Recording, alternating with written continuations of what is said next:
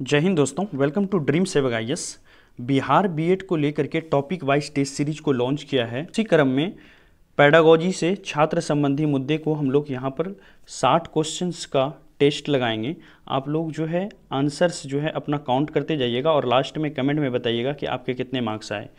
ये जो टेस्ट होगा वो जितने सारे बीएड होते हैं इंडिया में उन सब के लिए इम्पोर्टेंट होगा।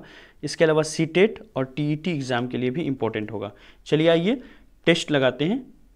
हमारा पहला क्वेश्चन है, क्या कारण है कि अध्यापक शिक्षा को नवीन रूप देने की आवश्यकता है? यानी जो टीचर एजुकेशन है उसको दोबारा से नया रूप देने की आवश्यकता क्यों है?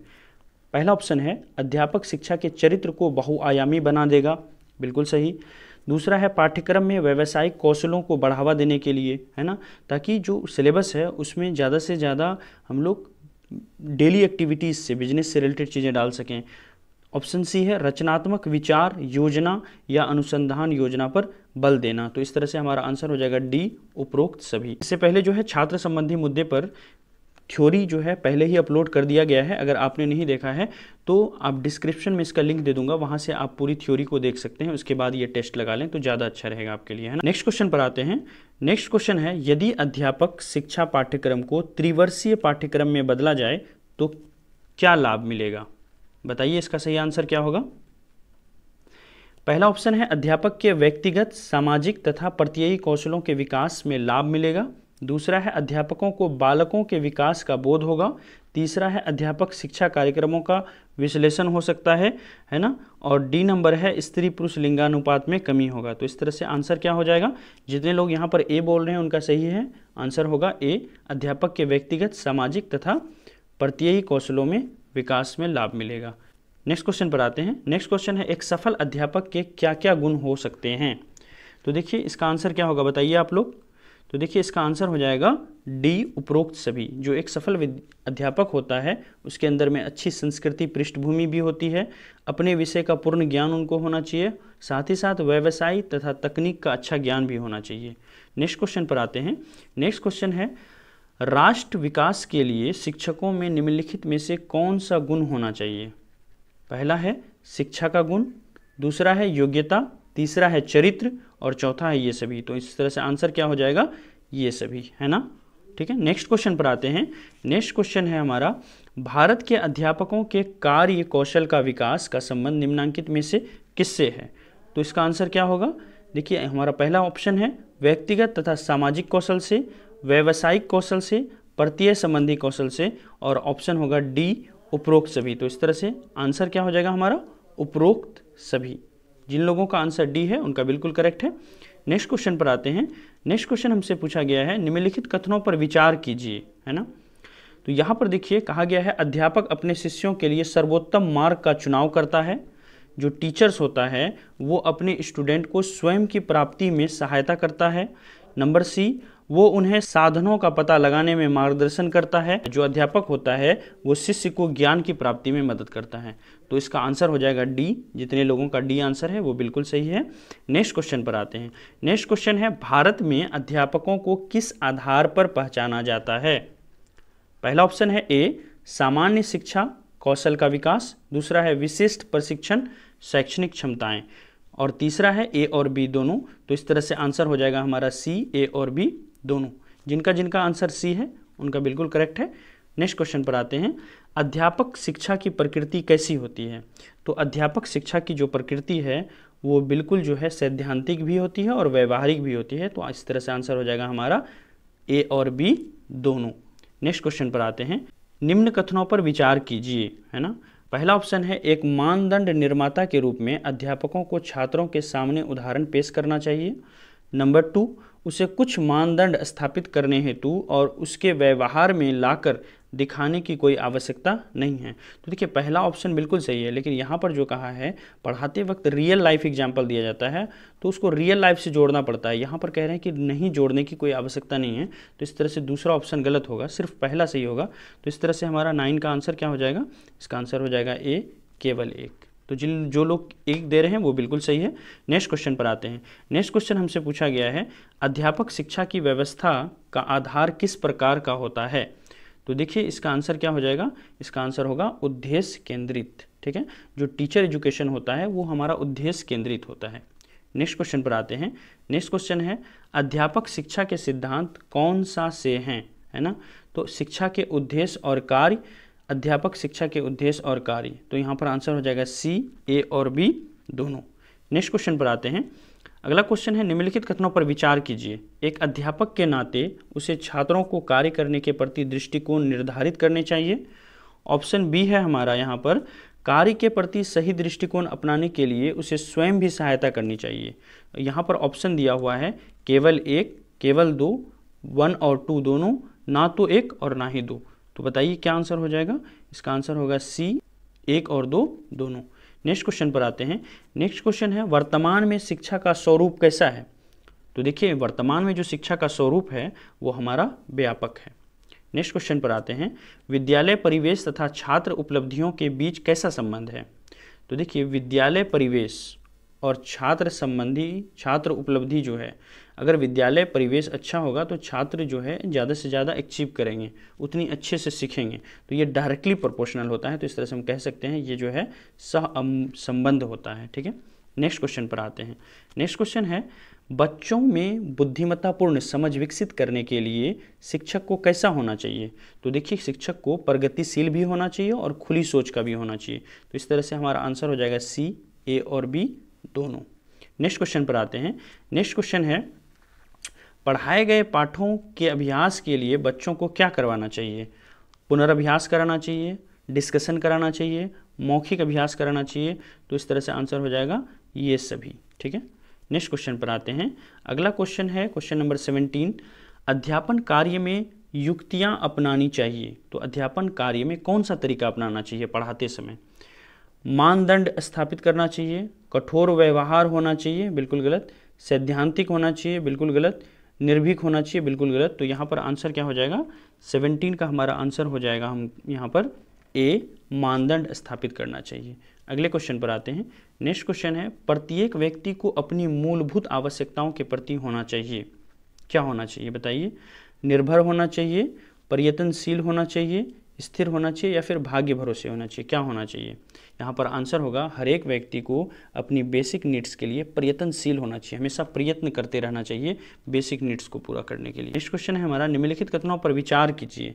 बाधा और कठिनाई ये दोनों जो हैं इनका अनुभव ना हो व्यक्ति को अपने व्यवहार में परिवर्तन लाने तथा नवीन ज्ञान और कौशल को अर्जित करने की आकांक्षा ही उत्पन्न नहीं होगी। अगर आपके लाइफ में प्रॉब्लम्स नहीं होगी, कठिनाइयाँ नहीं होंगी तो आप नई नई चीज़ें नहीं सीख पाएंगे। ठीक है, ये कह रहा है। दूसरा ऑप्शन है हमारा सीखने के तीसरे सोपान के अंतर्गत किसी ना किसी प्रकार की रुकावट, कठिनाई या बाधा सामने आ जाती है। तो बताइए हमारा 19 का आंसर क्या हो जाएगा, इसका आंसर हो जाएगा सी, 1 और 2 दोनों। नेक्स्ट क्वेश्चन पर आते हैं। नेक्स्ट क्वेश्चन हमसे पूछा गया है निम्नलिखित कथनों पर विचार कीजिए, है ना। अभिप्रेरणाएं और मूलभूत आवश्यकताएं अपनी संतुष्टि चाहती है।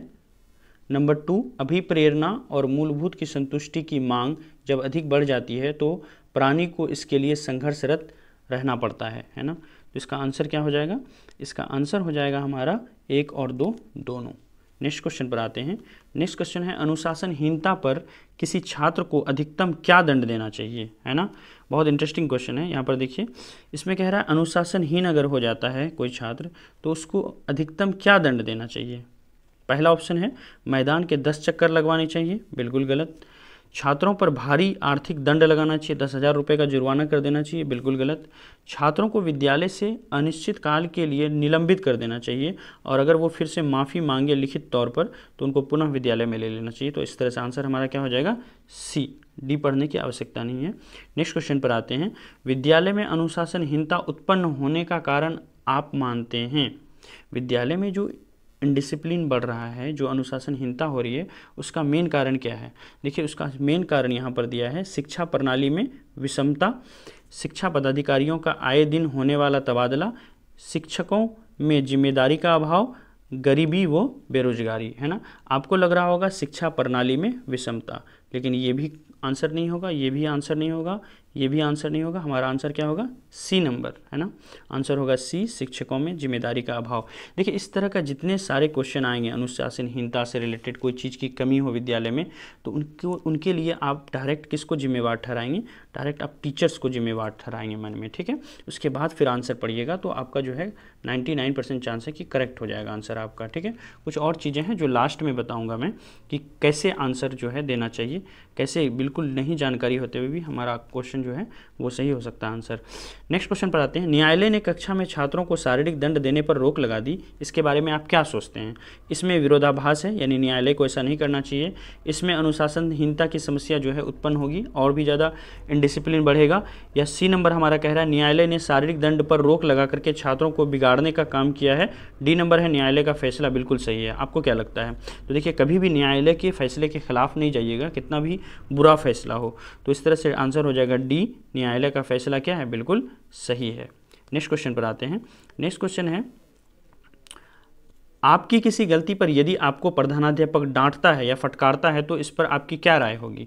आप प्रधानाध्यापक के इस व्यवहार पर दुखी होंगे किंतु अपनी गरिमा को बचाने के लिए उसकी गरिमा को नहीं गिराएंगे। यही हमारा क्या होगा, आंसर हो जाएगा, ठीक है। यहाँ पर देखिए आगे दिया हुआ है कि आप अपनी गलती पर शर्मिंदा होंगे किंतु बेइज्जती का बदला लेंगे, आप प्रधानाध्यापक से घृणा करने लगेंगे, है ना। तो ये सब आंसर नहीं होगा, हमारा आंसर होगा ए। नेक्स्ट क्वेश्चन पर आते हैं 25 नंबर। नेक्स्ट क्वेश्चन कह रहा है कौन सा छात्र अनुशासन का सही अर्थ में पालन करता है? जो समय पर पाबंद होता है, जो विद्यालय में कभी उदंडता नहीं करता है, जो जानता है कि किन परिस्थितियों में कैसा आचरण उचित होगा, या फिर जो अपने शिक्षक की आज्ञा का आंख मूंद करके पालन करता है। तो देखिए इसका सही आंसर क्या होगा, जितने लोग यहाँ पर सी कह रहे हैं, जो जानता है कि किन परिस्थितियों में कैसा आचरण करना है, ये बिल्कुल करेक्ट होगा। नेक्स्ट क्वेश्चन पर आते हैं। नेक्स्ट है 26। किसी दिन यदि आपकी कक्षा के छात्र आपसे कहे कि उनका पढ़ने का मन नहीं है तो आप क्या करेंगे? उनकी छुट्टी करके स्टाफ रूम में आराम करेंगे, बिल्कुल गलत। उनकी हाजिरी लेकर छुट्टी कर देंगे, बिल्कुल गलत। आप एक टीचर हैं, आप स्कूल के मालिक नहीं हैं, ऑनर नहीं हैं। गवर्नमेंट ऑफ स्टेट, जो उस स्टेट गवर्नमेंट है वो वहाँ की मालिक होती है, ठीक है। या फिर जो प्रिंसिपल होते हैं उनके हाथ में होती है छुट्टी करना, ठीक है। आप एक टीचर हैं, आप छुट्टी नहीं कर सकते हैं, ठीक है। सी नंबर है उनकी बात मानकर नहीं पढ़ाएंगे और उन्हें साथ लेकर के कुछ ना कुछ सृजनात्मक ऐसी खेल में इस तरह की एक्टिविटीज़ करेंगे जिससे वो चीज़ें और अच्छे से दूसरी चीज़ें सीख सकें। उनकी बात पर ध्यान ना देकर उन्हें पढ़ाते रहेंगे, तो ये भी नहीं करना है हमें। हमारा आंसर क्या हो जाएगा, हमारा आंसर होगा सी, उनकी बात मानकर नहीं पढ़ाएंगे लेकिन कुछ ना कुछ सृजनात्मक कार्य करेंगे। नेक्स्ट क्वेश्चन पर आते हैं। नेक्स्ट क्वेश्चन 27 है कक्षा में अनुशासनहीनता की समस्या पैदा होने की आशंका रहती है यदि छात्रों की संख्या एक निश्चित मात्रा से बढ़ जाए, छात्रों को व्यस्त रखने के लिए पूरा काम ना दिया जाए, छात्रों को आयु में अगर बहुत विषमता हो, है ना, कुछ छात्र जो हैं बहुत ज़्यादा आयु के होंगे और कुछ छात्र अगर कम आयु के होंगे, उसमें बहुत विषमता होगी, तो ये सारे कारणों की वजह से इनडिसिप्लिन बढ़ता है। तो इस तरह से हमारा आंसर होगा डी, उपरोक्त सभी। नेक्स्ट क्वेश्चन पर आते हैं। छात्रों में आपराधिक प्रवृत्ति एवं युवा आपराधिकता का प्रमुख कारण क्या है? ठीक है, तो यहाँ पर देखिए क्या इसका आंसर हो जाएगा, इसका आंसर हो जाएगा हमारा डी, उपरोक्त सभी। क्योंकि छात्रों के अंदर मानसिक मंदता है, आवश्यकताओं की पूर्ति उनकी नहीं हो पाती है और कुसमायोजन है, ठीक है, इसलिए इस तरह से हमारा आंसर हो जाएगा डी, उपरोक्त सभी। नेक्स्ट क्वेश्चन पर आते हैं। नेक्स्ट क्वेश्चन है विद्यालय अनुशासन में निम्न में से किसे प्राथमिकता दी जाती है? तो जो विद्यालय अनुशासन है उसमें सबसे ज़्यादा किसको वैल्यू दी जाती है, किसको प्राथमिकता दी जाती है? तो देखिए यहाँ पर है छात्रों का योजनाबद्ध विकास नहीं दी जाती है, प्रधानाचार्य के आदेशों का अनुपालन, इसको भी उतना नहीं दिया जाता है, सामाजिक नियमों का सहर्ष परिपालन, समाज के जो नियम हैं उसको पूरी तरह से पालन होना चाहिए विद्यालय में। तो विद्यालय अनुशासन में ये चीज़ें काफ़ी इंपॉर्टेंट होती है, ठीक है। कल्चर्स वगैरह सिखाए जाते हैं, सामाजिक नियमों का पूरी तरह से विद्यालय में पालन होना चाहिए, ये सबसे इंपॉर्टेंट होगा, ठीक है। तो इस तरह के सवाल जब आते हैं बिहार बीएड में तो आप इसको ज़रूर यहाँ पर टिक कीजिएगा कि सामाजिक जो समाज से रिलेटेड चीज़ें होंगी उसको टिक करना है आपको, ठीक है।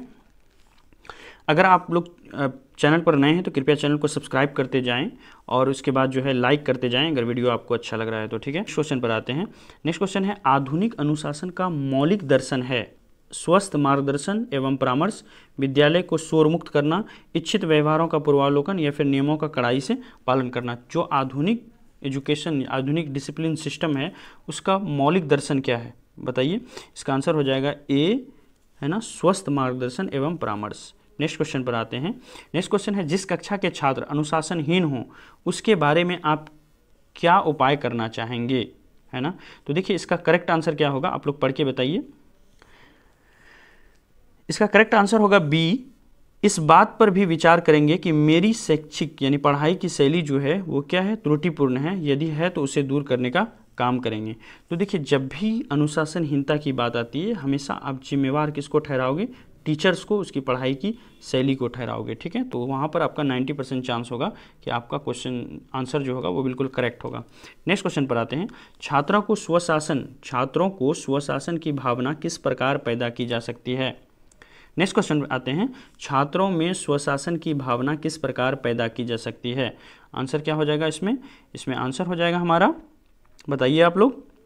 इसका आंसर होगा उन्हें जिम्मेदारी सौंप करके, है ना। नेक्स्ट क्वेश्चन पर आते हैं। नेक्स्ट क्वेश्चन है निम्नलिखित में से कौन सी स्थिति श्रेष्ठ कक्षीय अनुशासन की द्योतक है। तो देखिए इसका आंसर क्या होगा, इसका आंसर हो जाएगा बी, कक्षा में अधिगम की उन्नत गतिविधियाँ, है ना। अधिगम का मतलब होता है सिखाने की, ठीक है, सिखाना, ठीक है। तो क्लास में सिखाने से रिलेटेड अगर उत्तम गतिविधियाँ चल रही है, उन्नत गतिविधियाँ चल रही है, तो इसका मतलब है कि वो क्लास जो है वो श्रेष्ठ और अनुशासन के तौर पर काम कर रहा है। नेक्स्ट क्वेश्चन पर आते हैं। आपकी कक्षा में यदि छात्र शोर मचाते हैं तो आप क्या करेंगे। छात्र को दंडित करेंगे, कक्षा से बाहर चले जाएंगे आप खुद, आप पाठ अच्छी तरह से तैयार करेंगे और प्रधानाचार्य से शिकायत करेंगे। आपको प्रधानाचार्य से भी शिकायत नहीं करना है, कक्षा से बाहर नहीं जाना है, छात्रों को दंड नहीं देना है, बल्कि अगर बच्चे शोरगुल करते हैं तो आपको अपनी पाठ जो है, जो आपकी पढ़ाने के लिए आए हुए हैं जो सिलेबस को, उसको अच्छे से तैयार करना है ताकि विद्यार्थियों की रुचि जो है इसमें जग सके। तो मैंने कहा था ना, जब भी बच्चे शोरगुल करेंगे इसके लिए जिम्मेवार किसको ठहराना है, आपको टीचर्स को ठहराना है, ये बात याद रखिएगा। आंसर हमारा सही हो जाएगा एग्जाम में, ठीक है। नेक्स्ट है अनुशासन का अर्थ क्या है। कड़ा रुख, कड़ी सजा, आज्ञा पालन या फिर नियमानुसार कार्य करना। तो अनुशासन का जो मेन अर्थ होता है वो होता है नियमानुसार कार्य करना, जैसा कि लेक्चर के अंदर में थ्योरी में भी जो पढ़ाया था मैंने वहाँ पर बताया था। नेक्स्ट क्वेश्चन पर आते हैं। एक प्रभुत्ववादी शिक्षक की कक्षा का अनुशासन होगा, बताइए क्या आंसर होगा। जितने लोग यहाँ पर सी दे रहे हैं उसकी उपस्थिति में नियंत्रण, यानी एक प्रभुत्ववादी शिक्षक की कक्षा जो होगी वो उसके एब्सेंट होने पर भी, अगर वो कहीं 10 मिनट के लिए चले भी जाते हैं तो इतनी सुचारू रूप से चलेगी, इतनी शांत रहेगी, इसी से उसका पता लगाया जा सकता है। नेक्स्ट क्वेश्चन पर आते हैं। कक्षा में छात्र व्यवहार को अनुशासित करने वाला प्राथमिक कारक होना चाहिए, है ना। बताइए क्या इसका आंसर होगा। इसका आंसर होगा सी, छात्र प्रेरणाएं, है ना। तो छात्र की जो प्रेरणाएं हैं उससे ही छात्र व्यवहार क्या होगा, अनुशासित हो सकता है। नेक्स्ट क्वेश्चन पर आते हैं। कक्षा में श्रेष्ठ अनुशासन की कसौटी है, बताइए आप लोग क्या इसका आंसर होगा। इसका आंसर होगा बी, कक्षा में शांतिपूर्ण शिक्षण प्रक्रिया। नेक्स्ट क्वेश्चन पर आते हैं। नेक्स्ट क्वेश्चन है भय और दंड का प्रभाव छात्रों को अनुशासनहीन बना सकता है।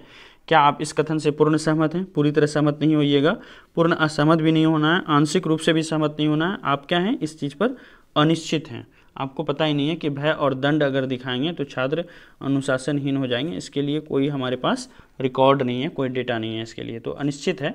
हो सकता है कि वो अनुशासनहीन हो भी सकते हैं या सुधर भी सकते हैं।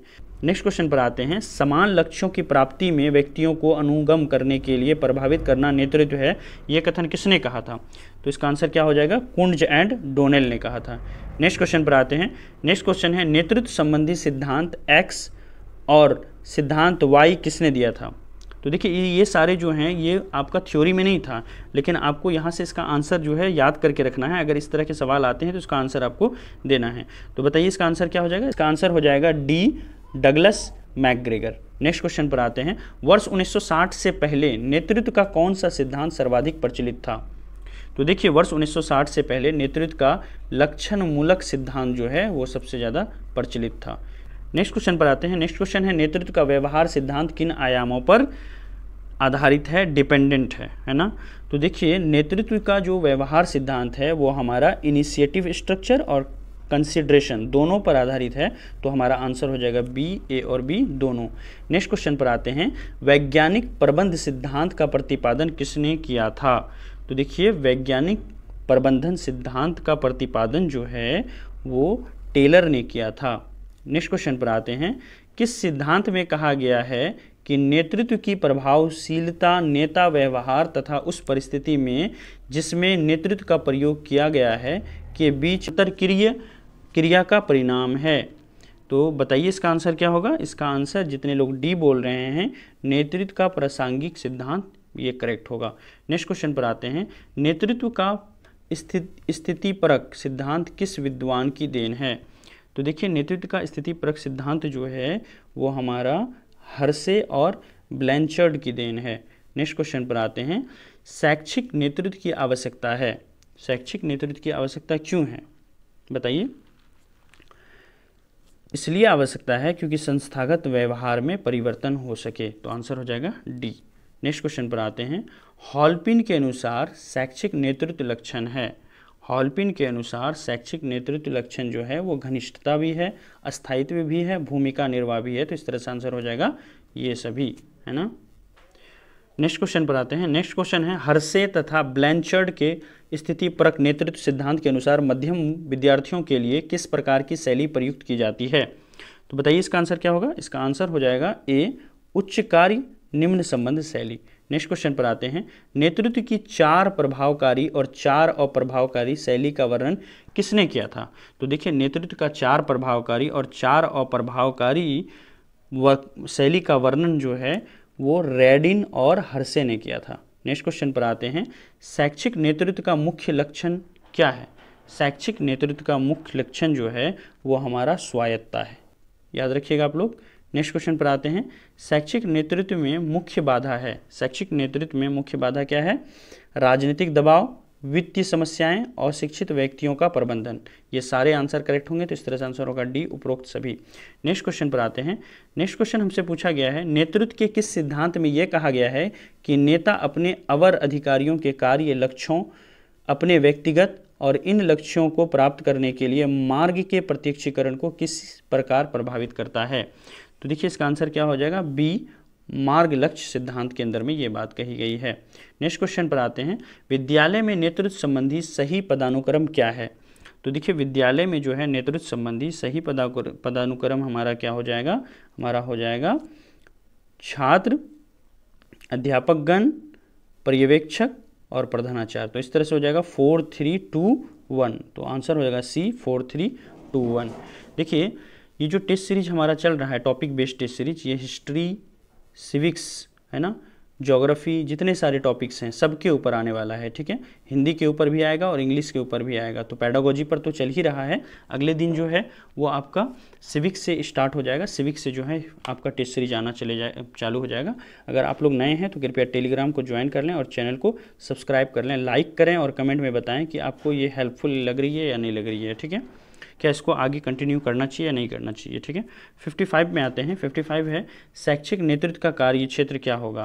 तो देखिए शैक्षिक नेतृत्व का जो है कार्य क्षेत्र जो है वो नीति निर्धारण भी होता है, विद्यालय में कार्यों का समन्वय और शैक्षिक संसाधनों का उपयोग भी होता है। तो इस तरह से हमारा आंसर हो जाएगा डी उपरोक्त सभी। नेक्स्ट क्वेश्चन पर आते हैं। अध्यापक के अनुदेशात्मक नेतृत्व में क्या शामिल नहीं है। तो देखिए अध्यापक के अनुदेशात्मक नेतृत्व में क्या शामिल नहीं है। तो देखिए इसका आंसर हमारा हो जाएगा डी विद्यालय परिप्रेक्षण में मानवीय एवं द्रव्यात्मक साधनों का अधिकतम उपयोग। नेक्स्ट क्वेश्चन पर आते हैं। नेक्स्ट क्वेश्चन है शैक्षिक नेतृत्व के कार्य क्षेत्र में शामिल है। बताइए इसका आंसर क्या होगा। इसका आंसर हो जाएगा हमारा ये सभी, है ना। कार्यों के लिए उद्देश्य को निश्चित करना, नीति निर्धारण करना और प्रभाव संचालन का मूल्यांकन करना, ये सारी जो हैं आंसर करेक्ट हैं, तो आंसर हो जाएंगे डी। नेक्स्ट क्वेश्चन पर आते हैं। नेतृत्व का जीवन चक्र मॉडल किसने प्रस्तुत किया था। तो देखिए नेतृत्व का जीवन चक्र मॉडल ने हर्से और केनेथ ब्लैंचर्ड ने ये प्रस्तुत किया था। नेक्स्ट क्वेश्चन पर आते हैं। नेतृत्व प्रभाविता का आकस्मिक मॉडल फिडलर ने कब प्रस्तुत किया था। तो इसका आंसर क्या हो जाएगा। इसका आंसर होगा बी वर्ष 1967। ये हमारा लास्ट क्वेश्चन है, ठीक है। लास्ट क्वेश्चन है कि उत्तम शैक्षिक नेतृत्व की विशेषता है। बताइए इसका आंसर क्या होगा। इसका आंसर होगा संस्थागत नियोजन का बोझ, प्रभावशाली व्यक्तित्व होना, मानवीय संपर्क में दक्ष होना और साथ ही साथ उपरोक्त में ये हमारा तीनों आंसर जो है करेक्ट होगा। तो इस तरह से हमारा आंसर हो जाएगा डी उपरोक्त में से सभी। तो इस तरह से हम लोगों ने पेडागोजी में छात्र संबंधी मुद्दे से है ना, सभी 60 प्रश्नों को कर लिया है। ठीक है, आपको ये वीडियो कैसा लगा कमेंट में ज़रूर बताइएगा। क्या इस तरह के और जो है टॉपिक जो हैं उस पर टेस्ट आना चाहिए या नहीं आना चाहिए, कमेंट में ज़रूर बताएं। जहाँ तक हो सके चैनल को अपना प्यार दें। Okay, thank you so much, have a nice day.